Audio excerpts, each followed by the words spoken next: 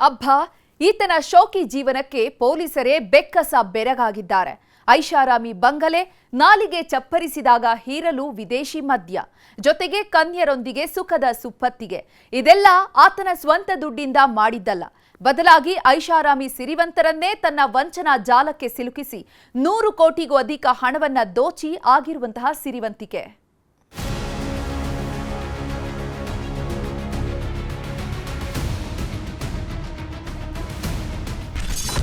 ದುಡ್ಡಿರೋ ದೊಡ್ಡ ಕುಳಗಳೇ ಈತನ ಟಾರ್ಗೆಟ್. ಮಾಯಾಲೋಕ ತೋರಿಸಿ ಬಹುಕೋಟಿ ದೋಖ.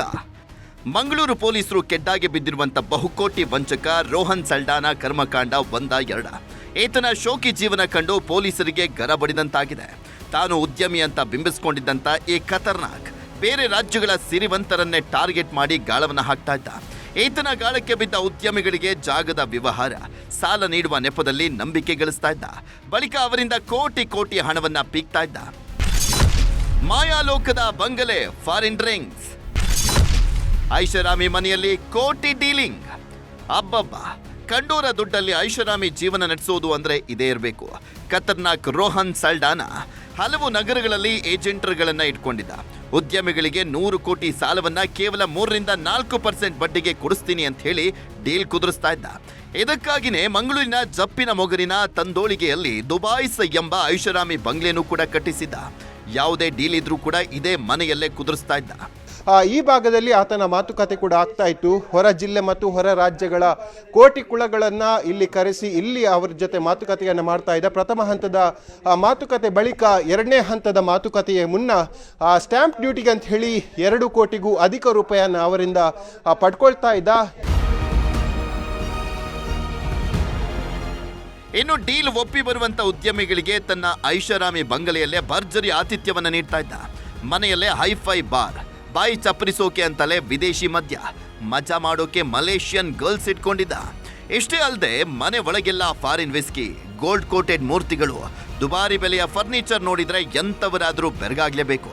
ಉದ್ಯಮಿಗಳು ಇಂತಹ ಆತಿಥ್ಯ ನೋಡಿನೇ ಕೆಡ್ಡಾಗೆ ಬೀಳ್ತಾ ಇದ್ರು. ಪ್ರತಿಯೊಂದು ವ್ಯವಹಾರದಲ್ಲೂ 5-100 ಕೋಟಿ ರೂಪಾಯಿವರೆಗೂ ಡೀಲ್ ಮಾಡ್ಕೊಳ್ತಾ ಇದ್ದ. ಬಳಿಕ ಹಣ ನೀಡೋದಕ್ಕೂ ಮುನ್ನ ಅಗ್ರಿಮೆಂಟ್ ಮಾಡೋಕೆ ಸ್ಟಾಂಪ್ ಪೇಪರ್ ಮೊತ್ತ 4 ಕೋಟಿ ಆಗುತ್ತೆ ಅಂತ ಹೇಳಿ ಡೀಲ್ ಚುಕ್ತ ಮಾಡ್ತಾ ಇದ್ದ. 100 ಕೋಟಿ ಆಸೆಗೆ ಉದ್ಯಮಿಗಳು ಕೂಡ 4 ಕೋಟಿ ಕೊಡೋಕೆ ಓಕೆ ಅಂತ ಇದ್ರು. ಇವರ ರಂಗೀಲ ಆಟ ತಿಳಿಯದ ಎಷ್ಟೋ ಉದ್ಯಮಿಗಳು ಕೊನೆಗೆ ಹಣ ಕೊಟ್ಟು ಉಂಡೆ ನಾಮ ಹಾಕಿಸ್ಕೊಂಡಿದ್ದಾರೆ. ಪೊಲೀಸರ ಬಂಧನದಲ್ಲಿರುವಂತ ರೋಹನ್ ಕಳ್ಳಾಟ ಅಷ್ಟೇ ಅಲ್ಲ. ಕಳೆದ 3 ತಿಂಗಳಲ್ಲಿ ಈತನ ವ್ಯವಹಾರ ಪರಿಶೀಲಿಸಿದ ಪೊಲೀಸರೇ ಈತನ ವ್ಯವಹಾರವನ್ನ ಕಂಡು ಬೆಚ್ಚಿ ಬಿದ್ದಿದ್ದಾರೆ. ಗೋವಾ, ಬೆಂಗಳೂರು, ಪುಣೆ, ವಿಜಯಪುರ, ಕೋಲ್ಕತ್ತಾ, ಸಾಂಗ್ಲಿ, ಲಕ್ನೋ ಸೇರಿದಂತೆ ಹಲವು ಕಡೆ ಉದ್ಯಮಿಗಳಿಗೆ ಸಾಲ ಕೊಡಿಸೋದಾಗಿ ಹೇಳಿ 35 ಕೋಟಿಯನ್ನ ವಂಚನೆ ಮಾಡಿದ್ದಾನೆ. ಈತನ ವಿರುದ್ಧ ಈಗಾಗಲೇ ಚಿತ್ರದುರ್ಗ, ಮುಂಬೈನಲ್ಲಿ ವಂಚನೆ ಕೇಸ್ ದಾಖಲಾಗಿದೆ. ಮಂಗಳೂರು ಪೊಲೀಸರು ಈತನ ಮನೆ ರೇಡ್ ಮಾಡಿದಾಗ ಅಕ್ರಮ ಸಂಗ್ರಹಿಸಿದ್ದಂತ 6.72 ಕೋಟಿ ಮೌಲ್ಯದ ಮದ್ಯ, 667 ಗ್ರಾಂ ಚಿನ್ನಾಭರಣ, 2.75 ಕೋಟಿ ಮೌಲ್ಯದ ವಜ್ರದ ಉಂಗುರ ವಶಕ್ಕೆ ಪಡೆದಿದ್ದಾರೆ. ಒಟ್ಟಿನಲ್ಲಿ ಕಂಡೋರ ದುಡ್ಡು ಯಾವತ್ತಿದ್ರೂ ಪಾಷಾಣಕ್ಕೆ ಸಮ ಅನ್ನೋದು ಖತರ್ನಾಕ್ ಕಿಲಾಡಿ ಕೇಸ್ನಲ್ಲಿ ಪ್ರೂವ್ ಆಗಿದೆ. ಹಣ, ದುರಾಸೆ, ವಿಲಾಸಿ ಜೀವನದ ವ್ಯಾಮೋಹ ರೋಹನ್ನನ್ನ ಸೆರೆಮನೆಗೆ ಅಟ್ಟಿದೆ. ಕಿಶನ್ ಶೆಟ್ಟಿ, ನ್ಯೂಸ್ 18, ಮಂಗಳೂರು.